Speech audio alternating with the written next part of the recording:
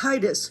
There's only 3 chapters in Titus, so I'm going to read them all, but let's do a little background first. So Titus is the longest companion and servant, disciple, if you will, of Paul.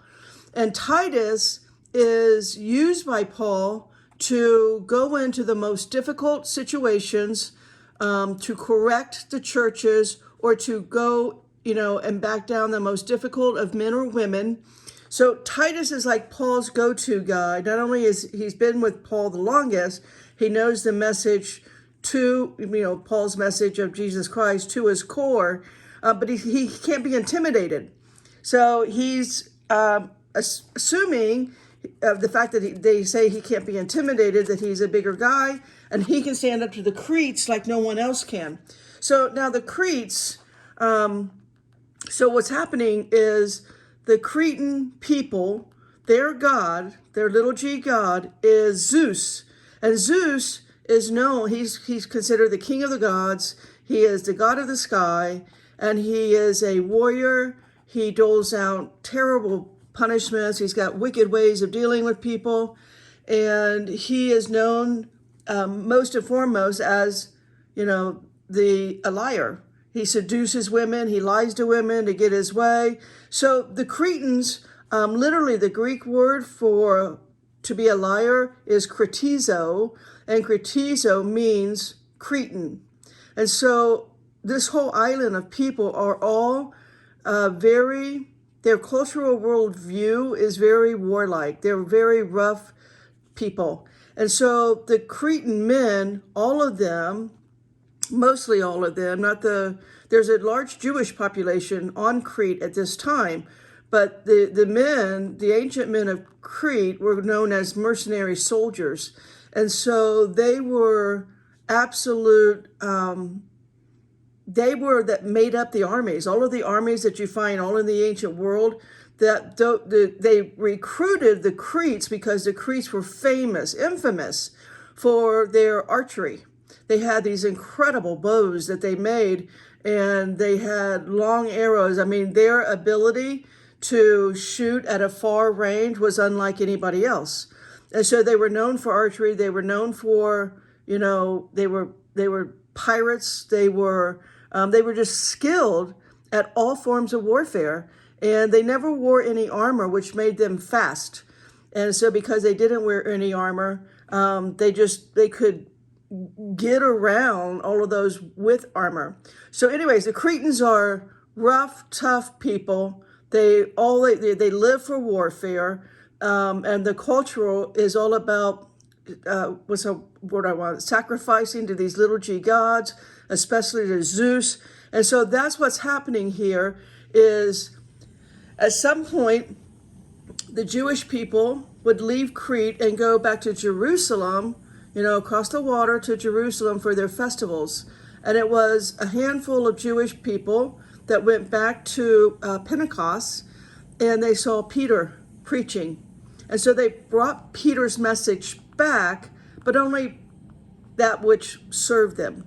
In other words, they started calling themselves Christians, but the church is terribly corrupt, and they eventually brought back in their Jewish ways with the law and circumcision and all of that.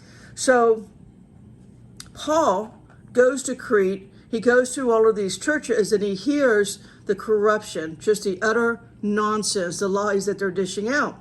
And so Paul, this is where he rounds up Titus and sends Titus to Crete. And then this letter is Paul's instructions to Titus about we need to basically close down the church and rebuild it through a network of homegrown churches. Let's get to the people that are willing to change their way, their culture, to stop with their sacrifices to Zeus and all of that. And let's get it, let's do like kind of a grassroots movement. So that's what Titus is all about. It's his introduction, talking about, he'll use the word a God that cannot lie. Zeus is known as a liar. That's what he does. That's what he's famous for. And so that's what Paul is going to point out here in his intro in the first 4 verses, and then he's going to give him task. He's going to tell him, here's what you need to do, and then he's going to talk about the household, and he's going to talk about the new human, how humans are transformed into loving, forgiving, soft-spoken, people.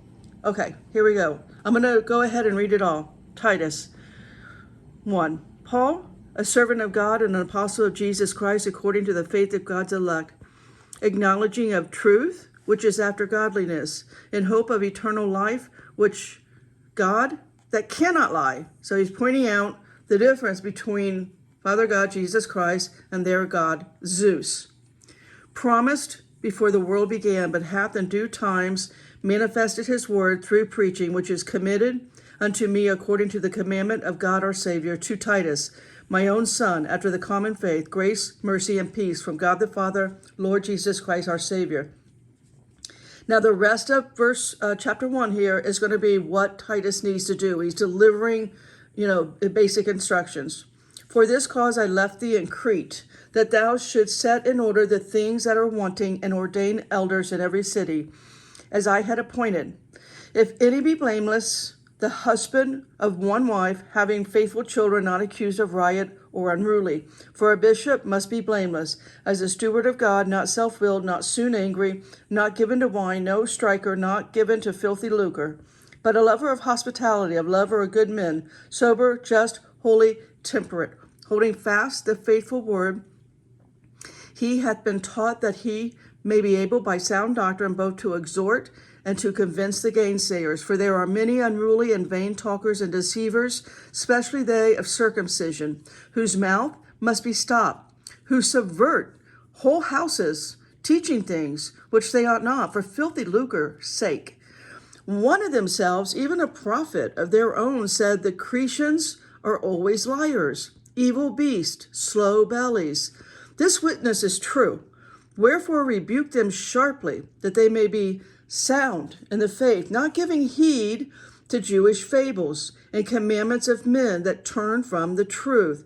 Unto the pure all things are pure, but unto them that are defiled and unbelieving is nothing pure, but even their mind conscience is defiled.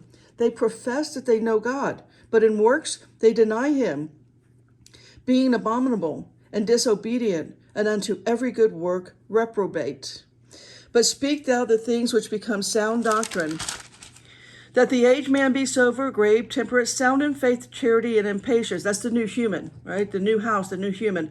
The aged women likewise, that they be in behavior as become holiness, not false accusers, not given to much wine, teachers of good things. They may teach the young women to be sober, to love their husbands, to love their children, to be discreet, chaste, keepers at home, good, obedient to their husbands, that the word of God be not blasphemed. Young men likewise exhort to be sober-minded, in all things showing thyself a pattern of good works and doctrine, showing uncorruptness, gravity, sincerity, sound speech, that cannot be condemned.